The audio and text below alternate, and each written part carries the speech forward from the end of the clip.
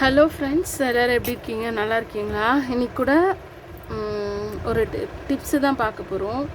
நார்மலாக நம்ம ஓவர்லாக் மிஷினில் தானே இந்த ஓவர்லாக்லாம் போடுவோம். இப்போ நார்மல் மிஷின்லேயே நம்ம எப்படி ஓவர்லாக் போடுறதுன்றது சொல்கிறேன்.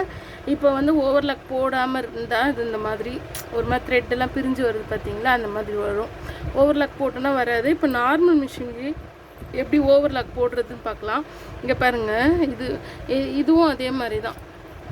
இது நான் அதுலேயே ஒரு மாதிரி ஜிக்ஸாக்காக போட்டிருக்கேன். இப்போ இதுக்கும் நிறைய டிஃப்ரென்ஸ் இருக்கும். இது இப்போ இதோட இந்த பிசரை இப்படி கட் பண்ணி விட்டுட்டுனாலே போதும். சேம் கலர் த்ரெட்லேயே உங்களுக்கு ஓவர்லாக் போட்ட மாதிரி இருக்கும். இதுக்கப்புறம் இந்த சைடு த்ரெட்டெல்லாம் பிரிஞ்சு வராது. பாருங்கள், நான் அது எப்படின்னு சொல்கிறேன் உங்களுக்கு. எல்லா மிஷின்லையுமே நம்ம தைக்கிற எல்லா மிஷின்லையுமே போடலாம். நம்ம இந்த பேக் போட்டுகிட்டே வருவோம்ல, இங்கே பாருங்கள், இந்த மாதிரி பெரிய மிஷினில் இங்கே ஒரு இந்த இது பண்ணுற பேக் ஸ்பேஸ்க்கு வர மாதிரி ஒரு இது கொடுத்துருப்பாங்க. அப்படி இல்லைனாலும் உங்களோட அந்த சின்ன மிஷினில் கூட ஒரு நீட்டமாக ஒரு லிவர் மாதிரி கொடுத்துருப்பாங்க. அந்த மாதிரி இது கூட யூஸ் பண்ணி இதை போட்டுக்கலாம்.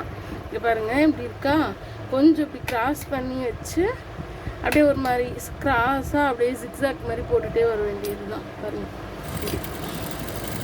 பக்கத்துலேயே கொஞ்சம் கொஞ்சமாக. அப்போ என்ன ஆகும்னா அது அந்த இடம் தையல் பிரிஞ்சு வராத மாதிரி கரெக்டாக இதுவாகிடும். இது நம்ம பேர் என்ன, எதனா கிழிஞ்சிருச்சுன்னா ரஃப் அடிப்போம்ல, அதே மாதிரி மெத்தடு தான். அந்த ஓரமாக வச்சு கொஞ்சம் இப்படி கிராஸாக வச்சு ஃபுல்லாக அந்த எட்ஜஸ் வெளியில் வராத மாதிரி அப்படியே அடிச்சுக்கிட்டே வந்துட்டுனா போதும். இங்கே பாருங்கள், ஓவர்லாக் கொஞ்சம் இப்படி ஜிக்ஸாக் மாதிரி வரும். இது கொஞ்சம் கிட்டக்கு வரும். ஆனால் நமக்கு அந்த த்ரெட்டு பிரிஞ்சு வராமல் இருக்கும். நீங்கள் ட்ரை பண்ணி பாருங்கள். இப்போ ஒரு சில்க் காட்டன் அந்த மாதிரி இதுலலாம் பார்த்தீங்கன்னா நமக்கு தையல் இது பிரிஞ்சு வரும். அந்த மெயின் கிளாத் பிரிஞ்சு வரும். இப்போ பாருங்கள், இப்போ இந்த நீட்டமாக இப்படி போட்டிருக்கிறதுனால இதுவும் ஆகாது. இந்த இடம் மட்டும் நம்ம கட் பண்ணி விட்டால், அந்த பிசுறு நம்ம ஸ்டார்டிங்கில் இருக்குல்ல, அதை மட்டும் கட் பண்ணி விட்டோன்னா போதும். இப்போ ஃபினிஷிங் நல்லாயிருக்கும். பாருங்கள், ட்ரை பண்ணி பாருங்கள் ஃப்ரெண்ட்ஸ். நம்மளோட சேனல் சப்ஸ்கிரைப் பண்ணாதவங்க சப்ஸ்கிரைப் பண்ணுங்கள். ஃபேமிலி ஃப்ரெண்ட்ஸுக்கு ஷேர் பண்ணுங்கள்.